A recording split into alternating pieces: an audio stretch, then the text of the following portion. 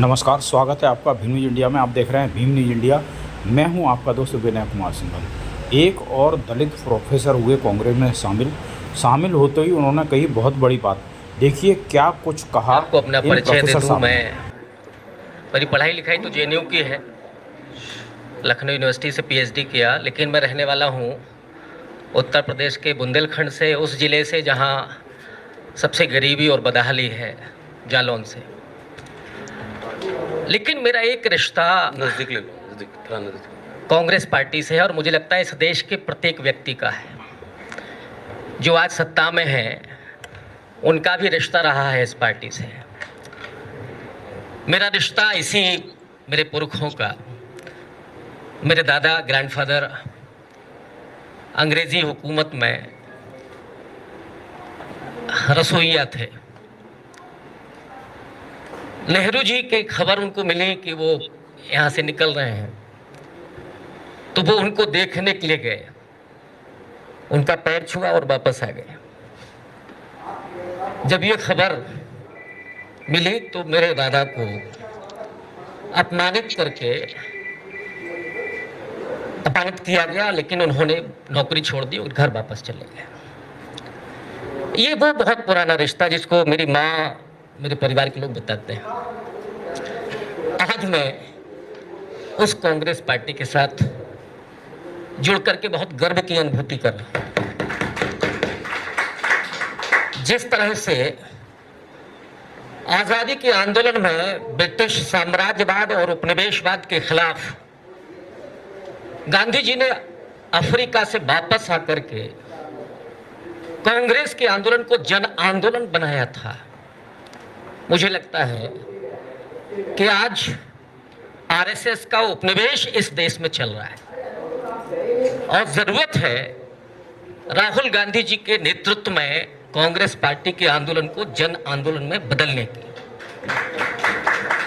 जैसे गांधी जी के साथ असहयोग आंदोलन में तमाम विद्यार्थियों ने, अध्यापकों ने, वकीलों ने अपने पेशे छोड़े, स्कूल छोड़े, नौकरियां छोड़ी। मुझे गर्व इस बात का है कि हम जिस कांग्रेस की हुकूमत में नौकरी में आए, रिजर्वेशन के जरिए पढ़ाई लिखाई की, अगर इस हिंदुत्व के, आरएसएस के उपनिवेश के खिलाफ अगर हमें उस नौकरी की भी कुर्बानी देनी पड़ेगी तो मैं साथ खड़ा रहूंगा। मुझे आज गर्व की अनुभूति है उस कांग्रेस के साथ जुड़ने में जिसे गांधी जी ने अपने पसीने से सींचा था। सत्याग्रह और अहिंसा जैसे मूल्य दिए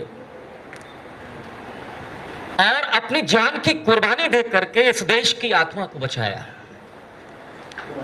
मुझे गर्व हो रहा है उस कांग्रेस पार्टी के साथ जुड़ने से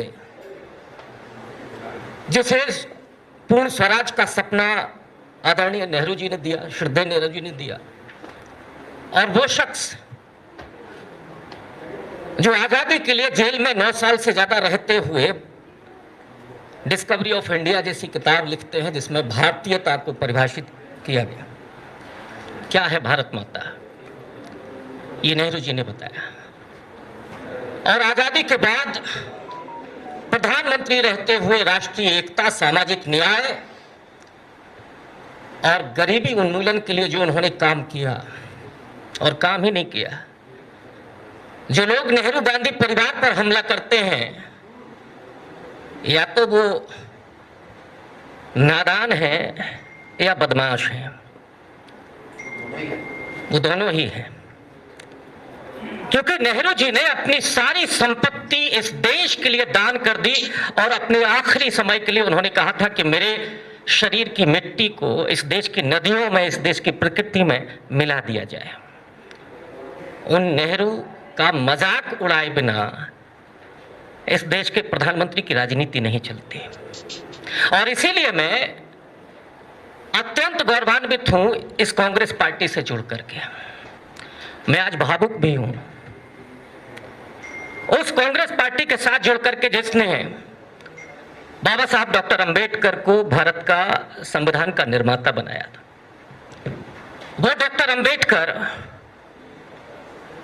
जो लगातार इसी कांग्रेस के खिलाफ सामाजिक न्याय का आंदोलन, दलितों की आजादी का आंदोलन लड़ रहे थे, लेकिन गांधी जी के मशवरे पर नेहरू जी और पटेल साहब ने बाबा साहब डॉक्टर अंबेडकर को संविधान सभा में न सिर्फ लेकर के आए, प्रारूप समिति का अध्यक्ष भी बनाया। और जिस भाषण की जिक्र किया था डॉक्टर अली जैन साहब ने, उसमें उन्होंने कहा कि मुझे आना था संविधान सभा में, लेकिन मैंने ये सोचा नहीं था कि मुझे प्रारूप समिति का अध्यक्ष बनाया जाएगा।